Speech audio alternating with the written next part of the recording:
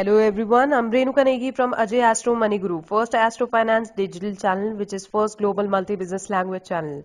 I welcome you all here on 11th April 2022. Today major news are China inflation, fuel and food prices to push up consumer cost amid Covid-19 outbreak, Ukraine war.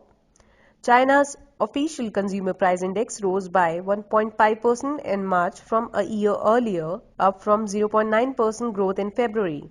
China's producer price index rose by 8.3% in March, down from rise of 8.8% in February.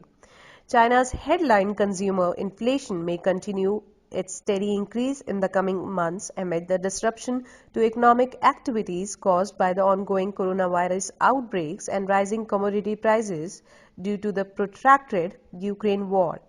The official consumer price index slightly beat expectations by rising to a 3-month high of 1.5% in March from a year earlier, up from a rise of 0.9% in February. Data released on Monday showed.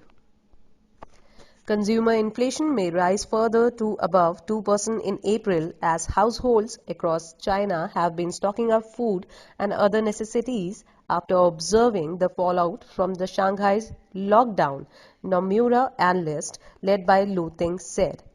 Looking further ahead, due to lockdowns and transport disruptions in northeast China, the largest grain production base in China, this year's spring planting of crops may have been delayed and the risk of food shortage may rise in the second half of this year, adding further pressure to the worsening global food shortage caused by the ongoing military conflicts in Ukraine. Food prices fell by 1.5% from a year earlier in March, narrowing from a fall of 3.9% in February, while non-food prices rose by 2.2% last month, year-on-year, up from a reading of 2.1% growth in February. China's core consumer inflation rate, excluding the volatile prices of food and energy, rose by 1.1% in March compared with a year earlier, unchanged from February. Prices though rose by the fastest pace since October in seasonally adjusted month-on-month terms, according to Xian Yu, China economist at Capital Economics. The main drivers were higher fuel and food prices. Core inflation was largely unchanged. She said, with China having last month set a target for CPI growth this year at around 3%. The prices that factories charge wholesaler for products, meanwhile, rose by 8.3% in March as the growth of China's producer price index came in above expectations, having stood at 8.8% growth in February. The year-on-year rise was the slowest since April last year, but the monthly increase of 1.1% was the fastest pace in 5 months, up from the rise of 0.5% in February. Looking ahead, upward PPI inflation pressure may persist if geopolitical tensions continue to shock commodity prices globally, said Jing Liu, senior economist for Greater China at HSBC. On the other hand, the intervention on the domestic commodity market may make the road less bumpy. Headline CPI inflation is subject to upward pressure as the panic food purchasing may shore up food prices while energy prices stay elevated.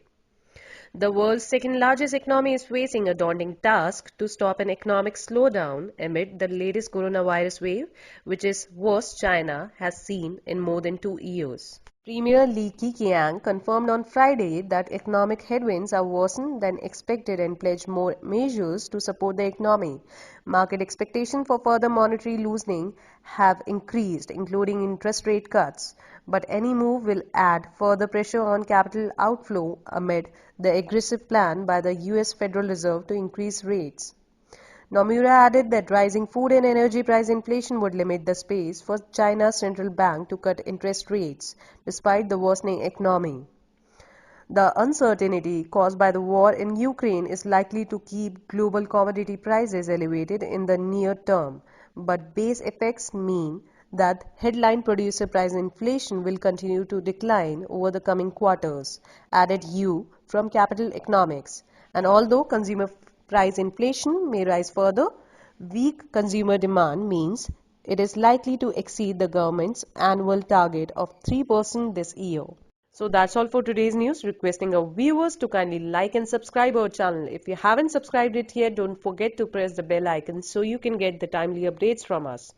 You can also contact us on the following number for the advanced predictions that you will be needing on the special reports. You can also watch our other videos on this channel like stock market, bullion, gold, agro-gene, non-agro commodity, etc. So that's all for today. Thank you for watching. Have a good day.